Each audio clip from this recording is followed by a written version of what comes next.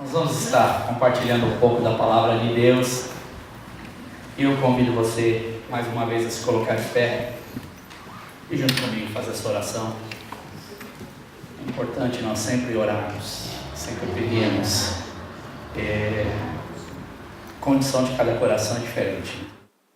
Condição de cada mente, cada problema que cada um tem é diferente. Então, quando a gente faz essa oração, a gente fala: Senhor, que o Senhor não só use a pessoa que estará ministrando, mas que o Senhor fale comigo.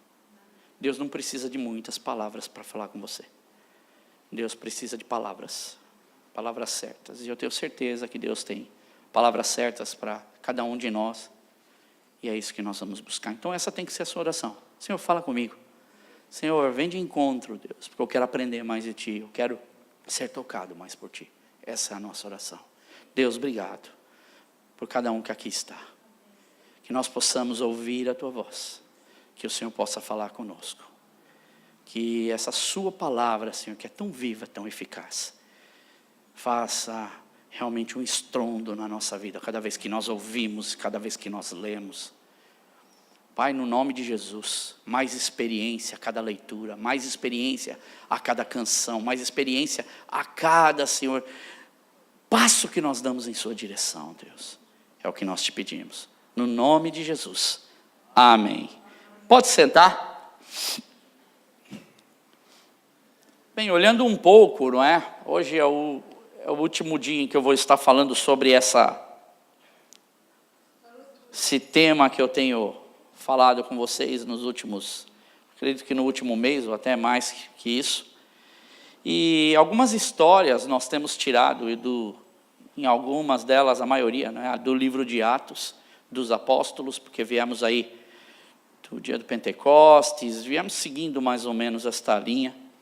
E algumas histórias nós falamos sobre elas. E o interessante é da gente ver que em cada uma dessas histórias que nós falamos, há um resultado final dessas histórias.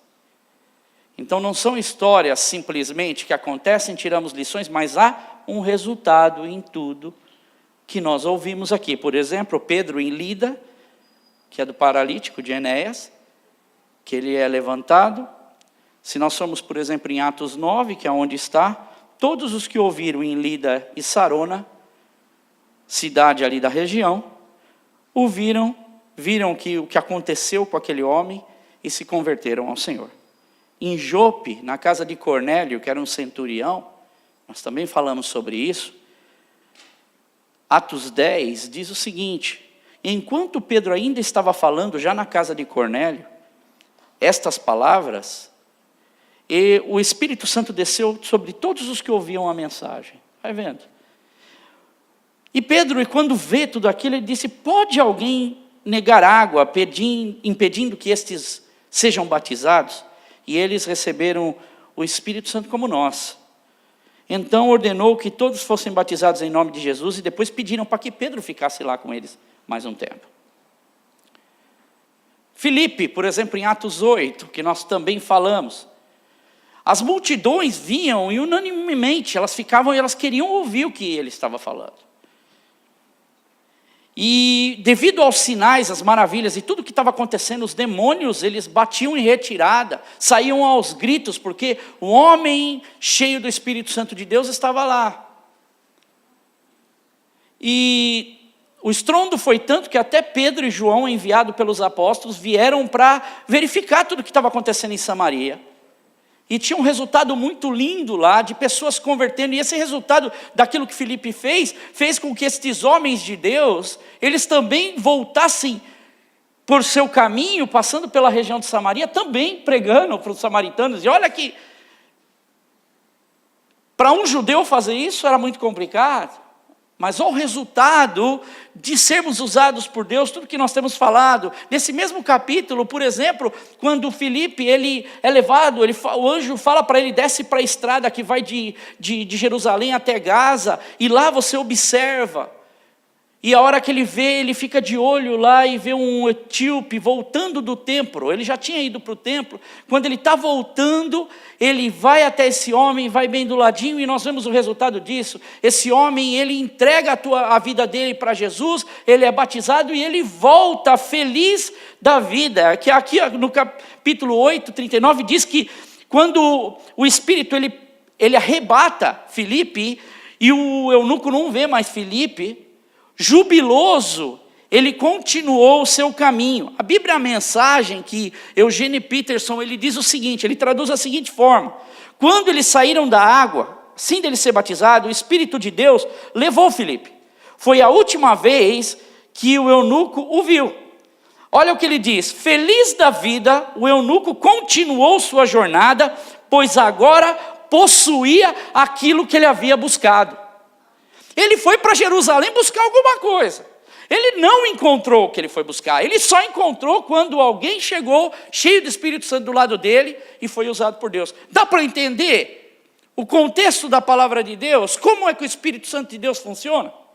Aí Filipe, ele é levado, ele vai para Azoto, e depois ele segue para Cesareia, e ali por ali ele fica. E lá o versículo 8:40 de Atos diz que ele anunciava o evangelho em todas as cidades, até que ele chegou a Cesareia. E depois nós vimos na semana passada, minha mãe foi a Dorcas aqui, e a mãe da Sheila estava até preocupada que se ela chegasse e visse minha mãe aqui deitada, será que aconteceu alguma coisa, dona Marina? Meu Deus, estão orando para ela viver. Mas é incrível o que Deus faz na vida de um homem de Deus. E ele ali ressuscita aquela mulher, e ela volta para o convívio das viúvas que ali estavam, e as viúvas, com certeza, foram as primeiras a serem tocadas por esse evangelho de vida. Talvez muitas delas já andavam com essa discípula Dorcas, mas ainda não tinham entregado sua vida a Jesus, não tinham tido essa experiência. Mas era um momento aguardado por Deus, pelo Espírito Santo de Deus, para que isso acontecesse. E aí diz, nesse fato, o resultado. Esse fato tornou-se conhecido em toda a cidade de Jope, e muitos creram no Senhor. Pedro ficou em Jope durante algum tempo, com o curtidor de couro Simão, na casa dele. Você vê que o resultado de cada um desses homens, e se a gente seguir por Atos, você vai ver que cada capítulo, se não tiver 2 ou 3 conversões, vidas, conversões, quando eu falo, às vezes é 3.000, 5.000 vidas chegando para Jesus. E o testemunho desses homens de Deus, Pedro, João, Filipe, homens e mulheres usados pelo Espírito Santo, por onde eles passavam, eles deixavam um rastro. Um rastro de bênção, um rastro de um servo de Deus passou aqui. E outros servos de Deus começaram a ser gerados como fruto. Um servo de Deus, mulheres e homens de Deus, tem sua vida assim busy, sua vida ocupada, sua vida tarefada, com as coisas do Senhor também. E hoje o tema que eu quero falar para fecharmos isso, eu poderia falar muitas outras coisas, quem sabe uma próxima vez, porque outras coisas já estão no meu coração para estar falando, mas é que uma vida usada pelo Espírito Santo é uma vida marcada pela produtividade. Porém, preste atenção, quando tudo está bem, quando tudo está colaborando, é muito fácil nós sermos produtivos, verdade ou não? Quando tudo está muito bem, as coisas estão caminhando, muito fácil a gente ser produtivo. Agora, ser produtivo em qualquer circunstância é que não é fácil. Ser produtivo em meio à dificuldade é que não é fácil. E é algo muito sério, porque não existe, pelo menos na minha mente, um verdadeiro cristão que não produz. Se você for falar para mim, talvez perguntar para Jesus o que ele acha que é um verdadeiro, ou o que ele espera de um verdadeiro cristão, ele espera que esse cristão, à medida com que ele caminhe com Jesus, ele comece a produzir. Isso nós vimos em todas essas histórias. Jesus, ele disse o seguinte a seus discípulos: se alguém quiser acompanhar-me, negue-se a si mesmo, tome a sua cruz, siga-me. Pois quem quiser salvar a sua vida, a perderá. Mas quem perder a sua vida por minha causa, encontrará. Pois que adianta o homem ganhar o mundo inteiro, se ele perder a sua alma? Ou o que adianta, ou o que o homem pode dar em troca da sua alma? Pois o Filho do Homem, ele virá na glória de seu Pai, com os seus anjos, e então recompensará cada um de acordo com o que tenha feito. Você pode não produzir muito, mas um cristão começa sempre produzindo alguma coisa. E à medida com que ele se aproxima de Deus, ele aprende de Deus, é consequência da sua chegada ao Senhor, da sua obediência a Deus, ele começar a produzir. Jesus, ele diz, por exemplo, para os seus discípulos, portanto, façam discípulos a todas as nações, batizando-os em nome do Pai, do Filho, do Espírito Santo. Exatamente, Aninha, do Espírito Santo, ensinando-os a obedecer a tudo que lhes ordenei. E eu estarei sempre com vocês até o fim dos tempos. Jesus não falava só para eles, até o fim dos tempos. Ele falava não só para esses discípulos, porque eles sabiam que esses eram os primeiros cristãos, pilares daquilo que viria. Engraçado que a gente comentava isso na célula. A palavra discípulo, ela vem de servir, é servir. Servir vem de ouvir, vem de andar com seu mestre, vem de...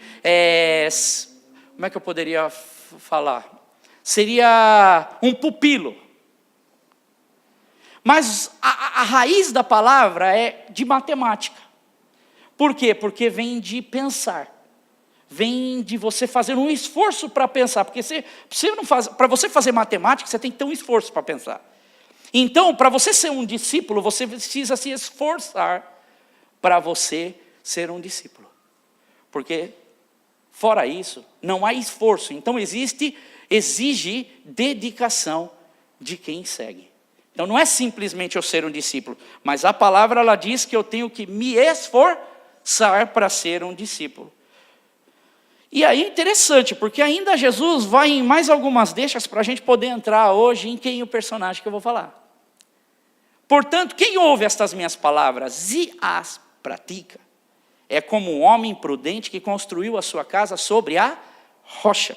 Caiu a chuva, transbordaram os rios, sopraram os ventos, e deram contra aquela casa. Ela não caiu, porque tinha seus alicerces na rocha.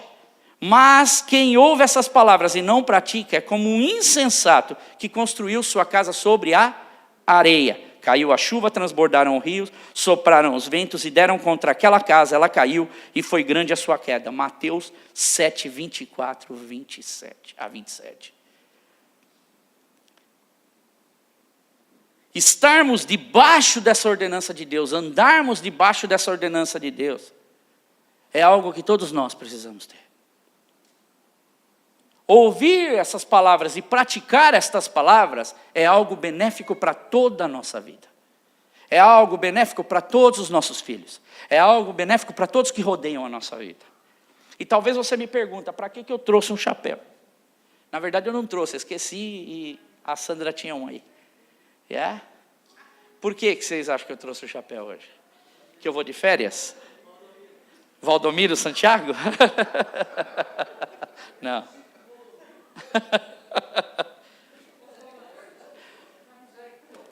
Tinha um programa na TV brasileira, tem um programa na TV brasileira, costumava assistir muito, acredito que se passava nos dias de sábado. Para os mais jovens, que já estão em Londres há muito tempo, talvez não conheçam. Mas tem um programa na TV brasileira, que eu achava muito interessante por um acaso, que chamava o seguinte: para quem você tira... Raul Gil. E ele, quando levava os seus convidados lá, e ele estudava os convidados, porque ele sabia quem o convidado gostava e quem o convidado não gostava. E então, naqueles chapéus que estavam naquele paredão, Ele tirava alguns e, com certeza, a intenção do quadro não era só conhecer, mas era também criar certas polêmicas. Mas esse termo, tirar o chapéu no Brasil, indica quando a gente tem um respeito muito grande por alguém. Eu tiro o chapéu para aquele homem. Eu tiro o chapéu para aquela pessoa. Eu tiro o chapéu para aquele fulano. Eu tiro o chapéu por ela, para ela, pelo que ela faz. E esse personagem que eu vou falar hoje aqui da Bíblia, se o nome dele tivesse aqui dentro, para mim tirar o chapéu, e me fosse perguntado, com certeza, se ele estudasse a minha vida, ele iria saber que é uma das pessoas que eu mais admiro na minha vida cristã.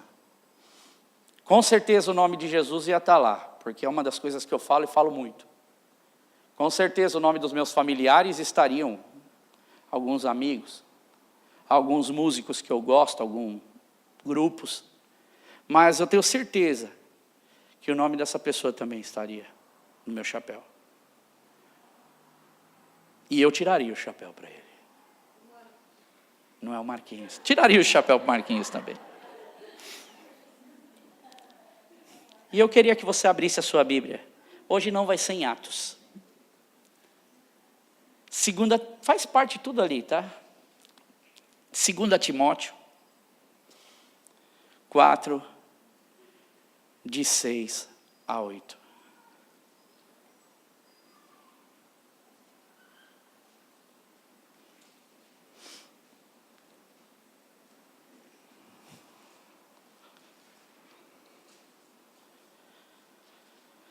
Para mim faz parte de um dos textos mais lindos da palavra de Deus. Porque não é só uma carta, mas é a abertura de um coração que serviu a Deus. E a preocupação de um homem que não mediu esforços para servir a Deus. Eu já estou sendo derramado como uma oferta de bebida. Está próximo o tempo da minha partida. Combati o bom combate. Terminei a corrida. Guardei a minha fé. Agora me está reservada a coroa da justiça, que o Senhor, justo juiz, me dará naquele dia, e não somente a mim, mas também a todos que amam a sua vinda. Uma vida usada pelo Espírito Santo de Deus é uma vida marcada pela produtividade em qualquer circunstância. De quem nós estamos falando? Apóstolo Paulo. Um servo de Deus que nos ensinou e nos ensina até hoje muito com seus escritos. Abra a tua Bíblia em 2 Coríntios 11, 23 a 30. Só para você, eu quero só que você deixe ela aberta e marque na sua Bíblia isso. Se você pensa que ele não sofreu, ele mesmo faz uma breve descrição daquilo que ele passou. Eu vou ler a partir, na sequência do versículo, acho que é o versículo B do 23. Trabalhei muito mais, fui encarcerado mais vezes, fui açoitado mais severamente, exposto à morte repetidas vezes, 5 vezes recebi dos judeus 39 açoites. 3 vezes fui golpeado com varas, 1 vez apedrejado. 3 vezes sofri naufrágio. Passei 1 noite e 1 dia exposto à fúria do mar.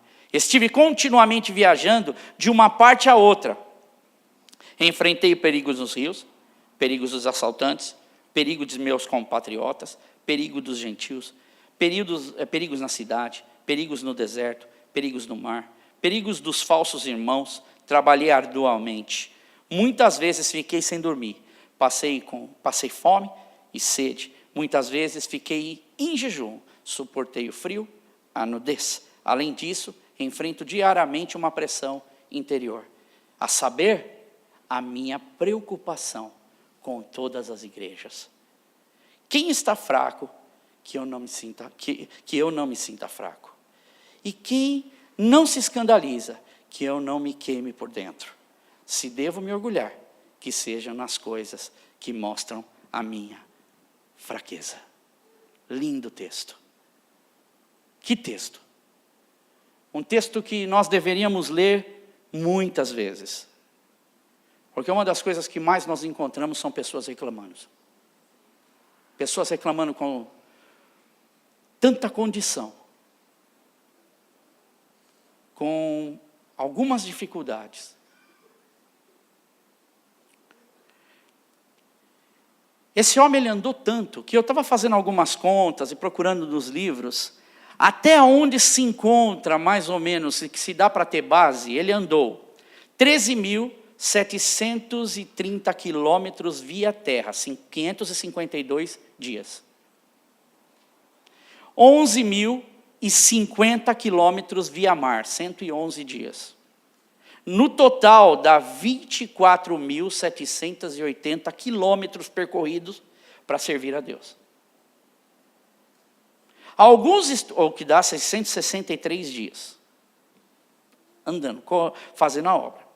Alguns da tradição mais antiga, que dizem que Paulo foi, por exemplo, chegou aí para a Espanha, eles chegam a dar 32 mil quilômetros rodados. Mas até o que consta, aquilo que se dá para fazer algumas projeções e algumas contas,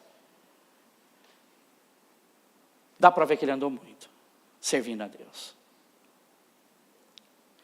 E não só isso, quantos livros nós temos na Bíblia? No total? Quantos livros nós temos no Antigo Testamento? Ou no Velho? Quanto? 39. E no Novo? Sabe quantas dessas cartas são de autoria, dada como autoria de Paulo, do Novo Testamento? De 27 cartas.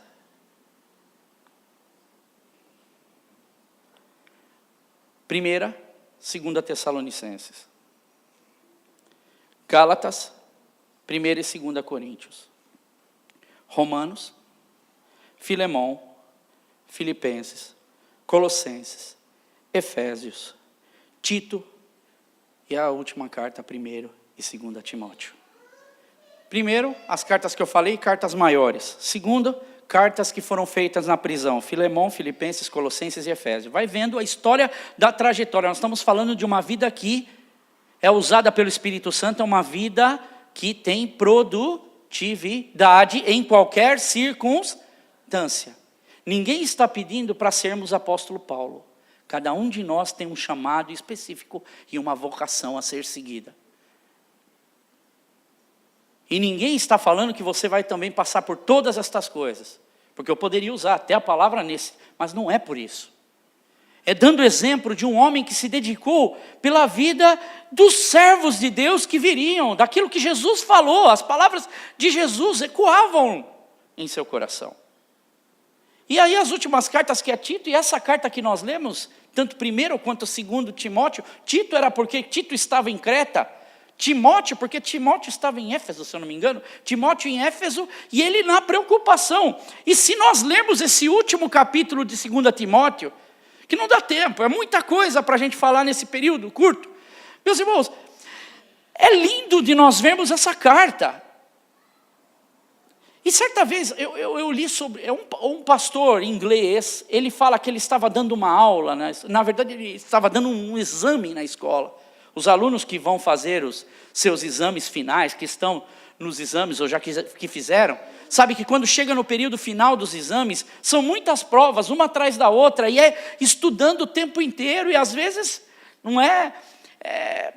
dá para fazer mais nada, é somente se dedicar ao estudo, porque é um tiro para passar para o próximo período, para o próximo ano letivo.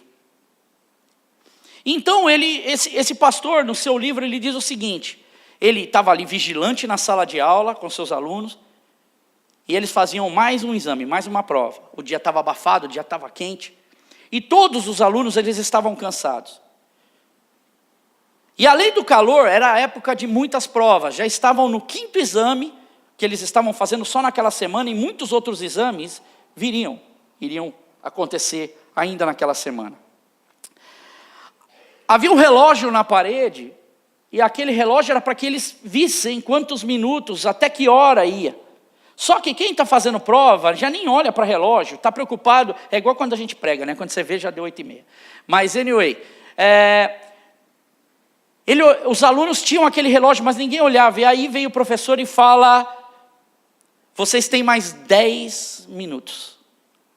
E como é muito comum nessa hora onde você é pego com 10 minutos restantes para você fazer a prova, esse professor nota 2 grupos de alunos, 2 grupos de reações acontecem quando ele diz essa palavra. Alguns dos alunos, quando ele fala, o tempo está se esgotando, tem 10 minutos. Alguns dos alunos olha, levanta assim a sobrancelha, dá aquela risadinha, encosta no banco e para. Outros alunos, quando eles ouvem, e agora? Debruçam sobre o papel novamente e começam a escrever muito mais rápido do que eles estavam fazendo, porque faltam 10 minutos. Na técnica de examinação, se fosse alguém avaliando, diria que o primeiro grupo é o grupo que já tinha certeza de tudo que eles poderiam fazer, estudaram e estava tudo certinho. E no segundo grupo, que começaram a escrever mais rápido, pela técnica de avaliação, eles poderiam dizer que simplesmente eles estavam tentando fazer o máximo, porque até agora não conseguiram fazer tudo. E tentavam preencher o máximo que eles podiam do restante das questões. E quem sabe que algo mais viria na mente, ou quem sabe se eles chutassem alguma coisa, enchesse linguiça, como dizem, iria ajudar em mais alguma coisa. Mas o que é interessante é que esse professor, ele dá uma avaliação, ele fala que ele nota outra coisa, quando ele corrige as provas.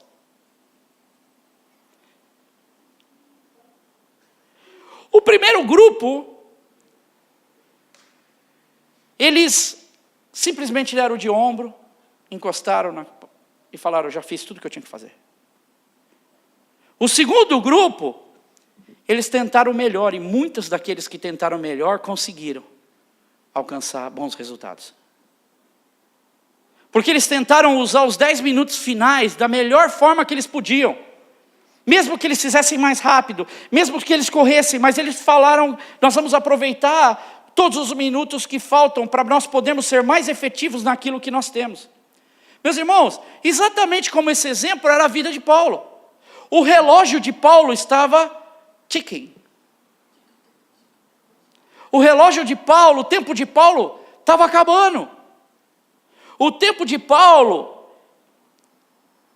estava no fim, e o que ele planejava para ele era fazer com que os seus discípulos também entendessem isso, no caso Timóteo, no caso Tito e outros tantos, Lucas que com ele andava, outros tantos homens de Deus que pudessem perceber que ainda havia tempo para poder fazer alguma coisa. É lógico, Jesus já está entronizado no céu, Jesus é o nosso Rei soberano. Um dia Ele vai voltar como nosso Salvador, Ele vai vir sobre as nuvens, isso tudo a gente já sabe. Agora, o que nós não sabemos é o dia exato que Jesus vai voltar. O que nós não sabemos é quando isso vai acontecer. Mas uma coisa é certa, que pode acontecer a qualquer minuto. E se nós olharmos para tudo que está acontecendo no mundo, nós vemos que é iminente a volta de Jesus. Poderia ser hoje, poderia ser daqui um mês, poderia ser daqui uma semana, poderia ser daqui uns anos, mas o nosso relógio está tique. Como era o relógio de Paulo. E nós devemos viver a cada ano, a cada mês, a cada dia, como pessoas prontas para obedecer o que Jesus disse, que Ele um dia viria e nós iríamos o quê? Ser recompensados por aquilo que nós havíamos feito. Se você tivesse que avaliar aquilo que você... Gente, Jesus vai voltar, você acredita nisso? Ele vai voltar e ele vai julgar a cada um, ele vai galardoar a cada um. E alguns ele não vai galardoar. Não vão chegar a essa fase. Mas a grande realidade é o que você tem para apresentar, quais são os frutos, qual é a produtividade que nós temos para apresentar diante de Deus, se o nosso relógio ticar hoje. Assim como naquele grupo, naquela aula daqueles alunos, o tempo se esgota, o tempo falta pouco. Para alguns, Jesus já está voltando mesmo, fiz o meu máximo, não há nada que eu possa fazer, e eu me encosto na cadeira novamente e fica por isso. Para outros, eles estão atentos e falam, esse é o tempo que nós temos que evangelizar, esse é o tempo que nós temos que falar da palavra de Deus, esse é o tempo que nós temos que servir a Deus com o nosso melhor. E nessa carta de 2 Timóteo, Paulo ele orienta quem? A Timóteo. E é tão interessante, abra a tua Bíblia, você já está em 2 Timóteo? No capítulo 4, volta para o capítulo 3. Lembre-se, Paulo ele está onde? Paulo ele está à beira da morte. Paulo ele está ciente de que ele vai morrer. Se você estivesse ciente que você não dura uma semana talvez, a sua cabeça estaria onde? Às vezes eu tenho dentista na segunda-feira e eu sei que a injeção que eu vou tomar dói. Eu geralmente não ligo muito para anestesia de dentista, mas eu sei que essa é no céu da boca e dói de vez em quando. Quando ela não acerta o lugar ali, então minha cabeça já está assim, meu Deus, eu tenho que aguentar aqueles 30 segundos daquela dor. Agora, é uma picadinha. Agora, imagina você estar no cárcere, você está praticamente à beira da morte e você ainda se preocupa em servir a Deus? Para alguns seria perda de tempo. Para alguns seria desperdício. Olha o que ele diz, quanto a você, o caso Timóteo, né? Porém, permaneça, é o capítulo 3, 14 e 17. Do 14 a 17. Perdão que eu não falei. Quanto a você, no caso para Timóteo, porém permaneça, ou seja, continue. Fique nisso, fique nas coisas que você aprendeu e das quais você tem convicção, que você confia, aonde você está segurado ao teu pé. Pois você sabe de quem o aprendeu. Você foi um discípulo. Você se esforçou para pensar, você entendeu as instruções que foi dada. Porque desde criança você conhece as sagradas letras, que são capazes de torná-lo o quê? Sábio para a salvação mediante a fé em Jesus Cristo. Dá uma paradinha aí. Eu vou só ler para você 2 Timóteo 1 a 5. Olha o que Paulo ele fala também de Timóteo. Recordo-me da sua fé não fingida, que primeiro habitou em sua avó Lóide. A avó de Timóteo era cristã. E em sua mãe Eunice, a mãe de Timóteo era cristã. E eu estou convencido que ela também habita em você. Esse é o discípulo que Paulo está preocupado e que Paulo está preparando. Aí ele continua. Toda a escritura, ela é inspirada, eu não sei em que versículo que está, entre o 14 e o 17, porque eu não marquei aqui. Toda a escritura é inspirada por Deus e útil para o quê? Para o ensino. Para a repreensão, para a correção, para a instrução na justiça, para que o homem de Deus seja apto plenamente preparado a toda boa obra. Está vendo como as coisas se relacionam? E Paulo ele continua então no capítulo 4, volta para o capítulo 4. O que a gente estava lendo. O primeiro versículo do capítulo 4, ele está falando para Timóteo. Ele diz, na presença de Deus e de Jesus Cristo, que há de julgar os vivos e os mortos por sua manifestação do seu reino e por seu reino, eu exorto solenemente, prega a palavra, esteja preparado a tempo e fora de tempo, Timóteo. Repreenda, corrige, exorte com toda paciência e doutrina. Pois virá o tempo em que não suportarão a sã doutrina. Pelo contrário, sentirão coceira nos ouvidos. Segundo seus próprios desejos, juntarão mestres para si mesmos. Eu quero ir aonde eu posso ouvir aquilo que eu gosto. Ser produtivo não é ouvir só o que eu gosto. Ser produtivo é ouvir aquilo que realmente vai me fazer ser produtivo. Ser produtivo é aquilo que vai me colocar na caminhada para mim chegar diante de Deus e apresentar alguma coisa digna. Porque isso é vida eterna. E essa é a carta que Paulo está escrevendo. Paulo, breve, já não estaria mais ali. E seu amigo Timóteo, seu irmão Timóteo, seu cooperador Timóteo, seu filho Timóteo, iria ficar sozinho. E ele teria que continuar o trabalho que o seu mestre, o seu líder, estava ensinando.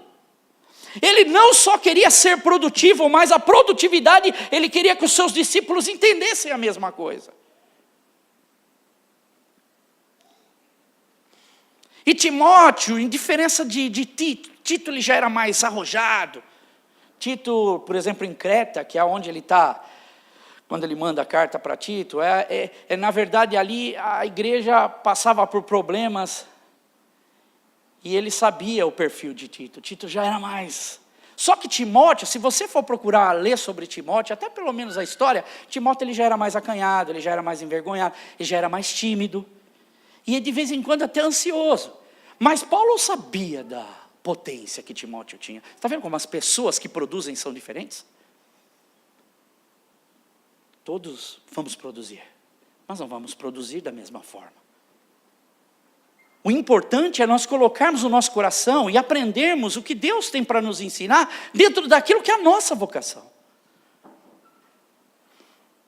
E a aula de ensinar uma pessoa, olha, eu conheço muito, eu dou aula para meus alunos, e eu sei que meus alunos já tiveram aula, gente que toca milhões de vezes mais do que eu. Mas sabe o que eu percebi uma coisa? A questão de ensinar não está no talento que você tem somente para tocar. Está no talento que você tem para passar. Existem muitos homens que são super pregadores, mas não são professores. Não conseguem ensinar, não conseguem. Existem outros que têm paciência, que sabem ensinar. E eu vejo que, por exemplo, na música, isso é interessante, porque tem alunos que já andaram em várias escolas e não conseguem produzir. E às vezes você chega com um jeitinho, vai trabalhando daqui, e eu olho assim e falo, poxa Deus, até que eu vejo que o Senhor me deu um talento nessa área, porque você consegue fazer o aluno produzir. Ensinar exige paciência, exige dedicação. Agora eu falo para vocês, nós estamos falando de Paulo, e onde Paulo está? Na prisão. Paulo está para ter a cabeça rolando. E eu sei que como estudante da palavra de Deus, meus irmãos, não é fácil. Você acha que todas as vezes que eu venho aqui para pregar, ou a semana que eu estou preparando palavra, está tudo correndo bem? Vocês acham que teve vez que eu falei assim, poxa, eu não queria pregar? Não foi uma, não foi duas, foram várias. Sabe o que eu tive que fazer para vir pregar? Orar. Porque meu corpo, o momento, a cabeça. Só que a consciência da minha vocação, do meu chamado e quem eu sou em Deus, que era o que acontece com esse homem aqui, que nem estou querendo me comparar, é uma simples pregação. Às vezes, simples coisas que nós podemos fazer na casa de Deus, parece uma montanha que nós estamos subindo, chega 5 metros acima, já não aguento subir mais. Ai, aquele irmão falou assim comigo, já não quero mais ir. Está calor na igreja, não tem ar-condicionado. O pastor fala, era para falar 20 minutos, ele fala 40.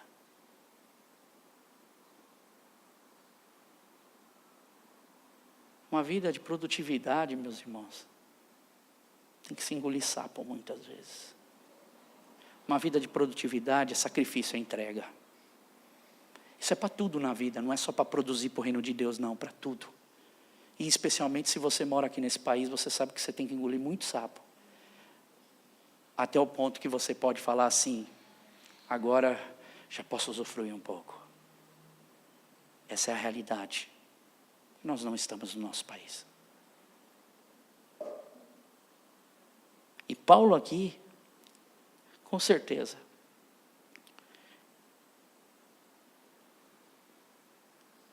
tem seu coração colocado na produtividade em qualquer circunstância.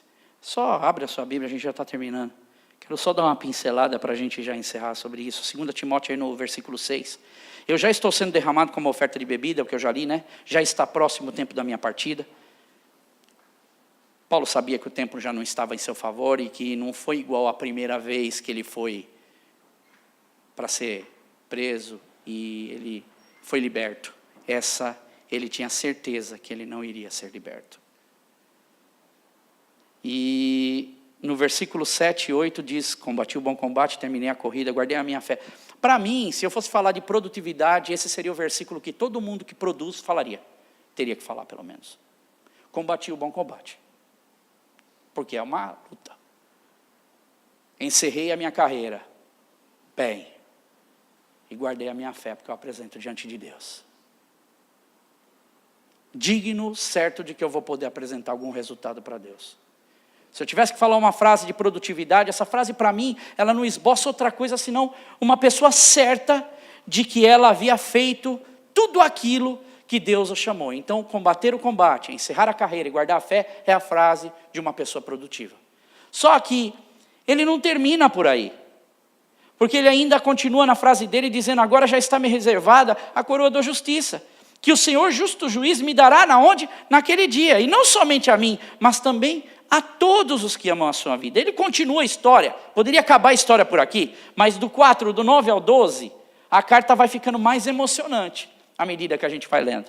Procure vir comigo logo ao meu encontro, pois Demas, amando este século, abandonou-me e foi para Tessalônica. Crescente foi para Galácia, Tito para Dalmácia, só Lucas ficou comigo. Traga Marcos, porque ele me é útil para o ministério. E enviei Tíquico para Éfeso. Olha a cabeça de um homem de Deus. Ele podia estar pensando, eu vou morrer. Não há mais nada que eu possa fazer. Ele encerrou a carreira, eu combati o bom combate, eu guardei a minha fé, mas eu continuo trabalhando até o último minuto que o relógio está tocando.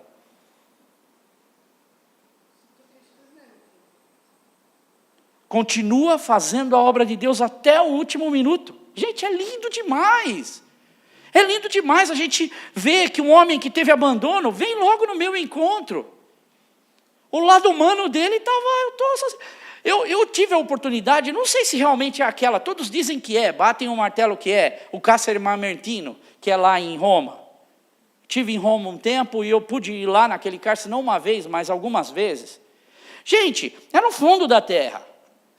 Tem a placa lá até dizendo algumas coisas apagadas. Você vê que é um cárcere mesmo. Esse cárcere ele foi feito 625 anos antes de Jesus, antes de Cristo. Ele já existia esse cárcere. Lá no fundo, verte água, é limbo, é feio, é fétido. Você entra, é frio no calor. Tem uma porta de ferro no fundo, que dizem que quando a pessoa morria, ele abria, eles jogavam o corpo lá, fechava a porta, o cheiro...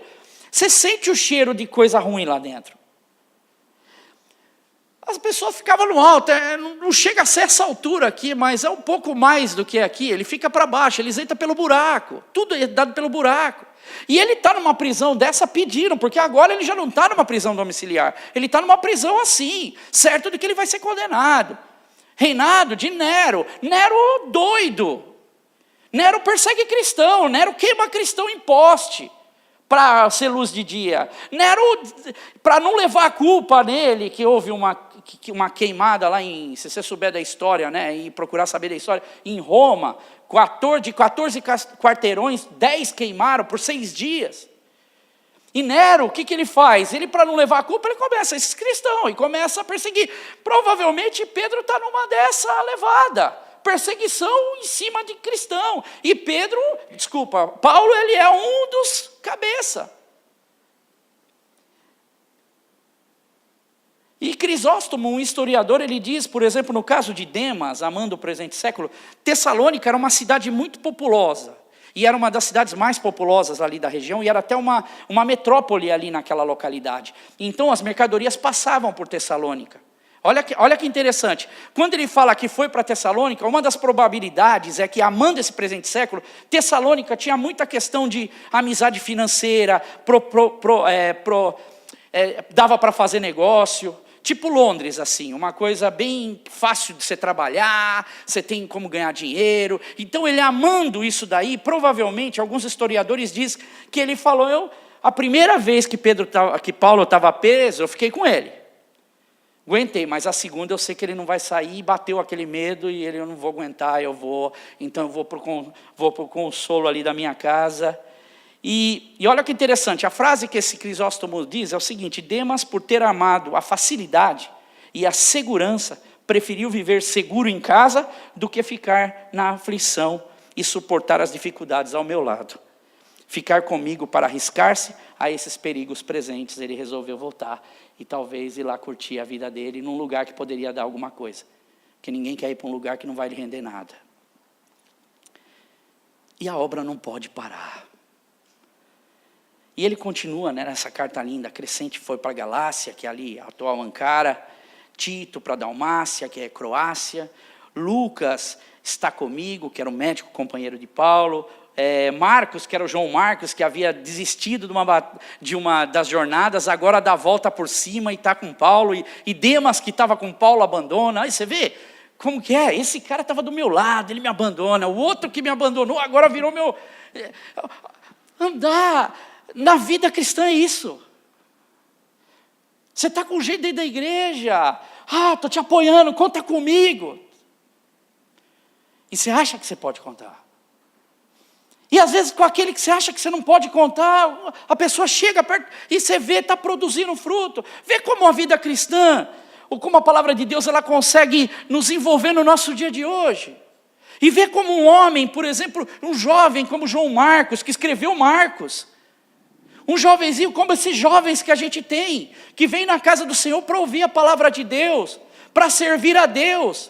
Esse Deus que é poderoso, que faz todas as coisas. Para um dia poder estar nesse caminho.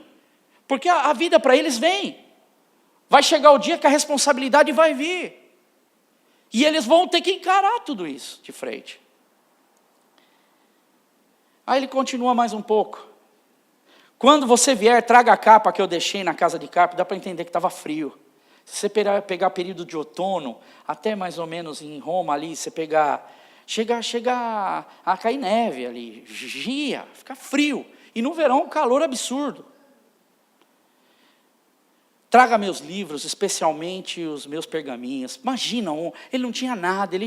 Eu preciso voltar a ler a palavra de Deus. Gente, a gente está no Facebook, está por mensagem, lê a palavra de Deus, lê a palavra de Deus. E ele está aqui desejoso de voltar a ver aquilo que ele escreveu, rever o que ele escreveu. Quem sabe me dá mais alguma ideia para me ajudar nesses últimos minutos que falta mais alguma igreja. Lembra do que a Sandra Aguirre falou? Aquilo ficou martelando não só no meu coração, muita gente falou, martelou no dela. Lembra da lista de Schindler? Que ele pega, ele fala, eu tenho o meu último anel, será que não dá para trocar esse meu última coisa que eu tenho por mais uma criança para salvar do nazismo?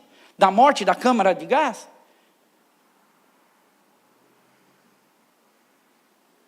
Gente, um servo de Deus, ele enfrenta oposição. Alexandre, o ferreiro, causou-me muitos males, o Senhor lhe dará retribuição pelo que ele fez, previna-se dele. Ele orientando, cuidado, esse homem, ele vem com uma mensagem que não vale a pena. Toma cuidado. Provavelmente ele era algum hebreu que, alguns historiadores dão que esse homem, ele é opositor da mensagem de Cristo. Veemente. E a Bíblia dá alguns relatos, acho que é 1 ou 2 Timóteo 1,20, que chega a falar de eu não sei agora onde está, mas chega a falar de Alexandre, mas como o nome Alexandre era muito comum, então não se sabe dizer se é o certo, mas aqui Paulo, ele diz, esse é um homem muito complicado, Foge dele. Meu jovem, eu amo você. Cuidado. E aí ele continua. Minha primeira defesa, ninguém apareceu para me apoiar. Todos me abandonaram, fiquei sozinho. Isso não lhe seja cobrado, porque todo mundo bateu nas minhas costas e falou, estou contigo para tudo.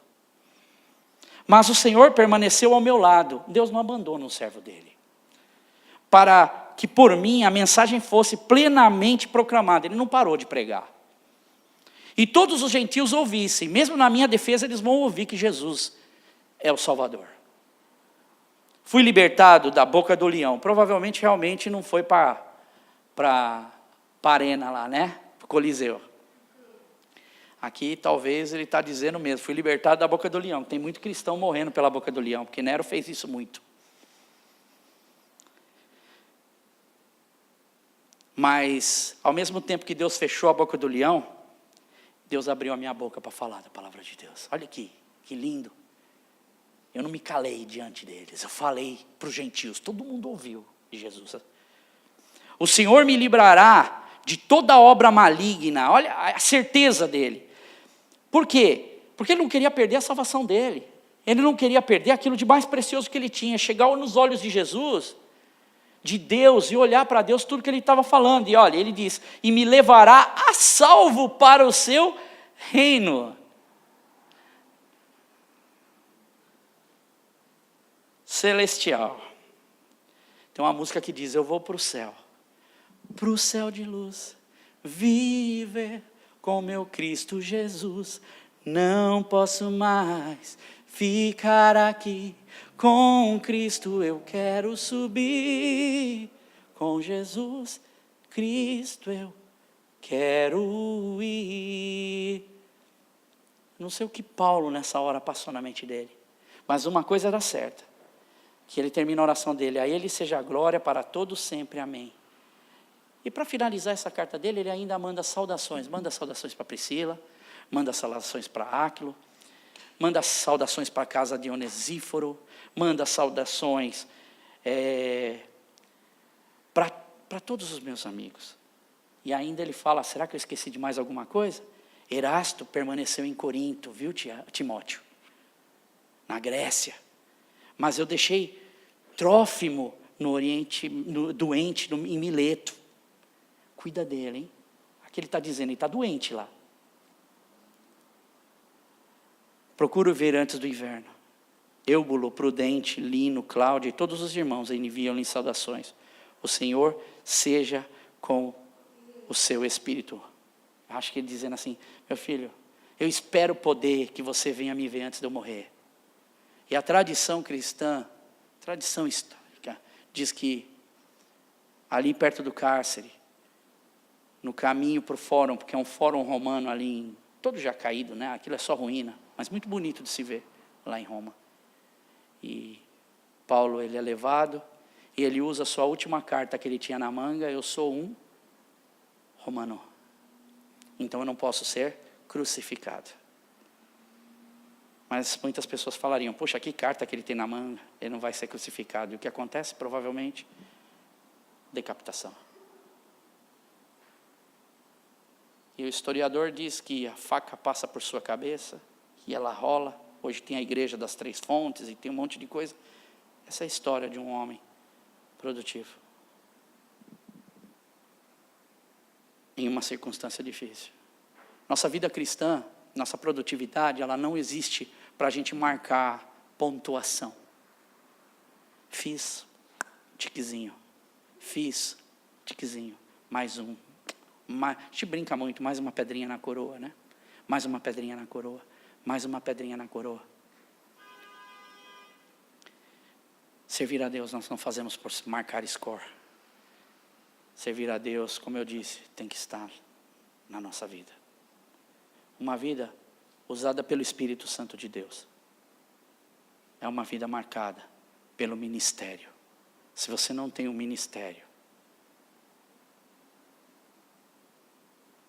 é hora de você repensar. Uma vida marcada pelo Espírito de Deus, é uma vida marcada pela humildade.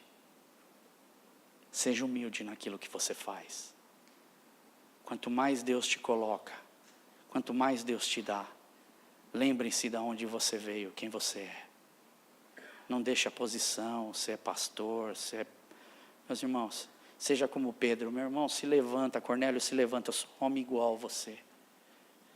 Que o dia que isso entra no coração, uma vida marcada, ousada pelo Espírito Santo de Deus, é uma vida marcada pela dedicação, pelo compromisso, pelo comprometimento com a obra de Deus. Seja comprometido. Uma vida marcada, usada pelo Espírito Santo de Deus, é uma vida marcada pela dependência de Deus. Seja dependente de Deus. E se você faz todas estas coisas, uma vida usada pelo Espírito Santo, é uma vida marcada pela produtividade em qualquer circunstância. Esse é o meu maior desejo, que você se dê bem em tudo na sua vida. No seu trabalho, nos teus sonhos, nos teus projetos. Mas o Du, ele falou uma coisa muito interessante quando ele trouxe a palavra do dízimo. Não saia debaixo da cobertura de Deus. Não saia debaixo. Ande debaixo. Jogue suas âncoras ao redor do trono de Deus. Porque por mais que tente o mar bravio te levar para fora, a âncora te segura ao redor do trono de Deus. Fique de pé.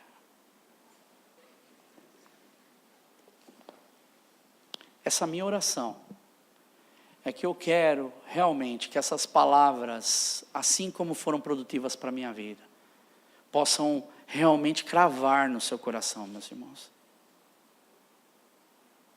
E que você possa realmente viver tempos diferentes com Deus. Nós não somos uma igreja grande. Mas nós podemos muitas coisas se nós colocarmos esse nosso coração cada dia mais na presença de Deus. Buscando a orientação dEle. Essa é a minha oração. É uma oração seríssima, para que Deus faça algo diferente na sua vida a cada instante. Sabendo que o relógio está marcando os seus minutos finais, que a gente não sabe quando. Por isso, trabalhe o melhor que você pode, dentro da vocação que você foi chamado, e que Deus possa fazer uma obra tremenda na tua vida. Esse é o meu desejo. E não é só o meu desejo, mas tem sido a minha oração todos os dias. Senhor Jesus, desde o mais pequenino, Senhor, até o mais velho, Deus. Enche, Senhor, com teu Espírito Santo, Deus. Trabalha, Senhor, com o teu Espírito Santo, Jesus.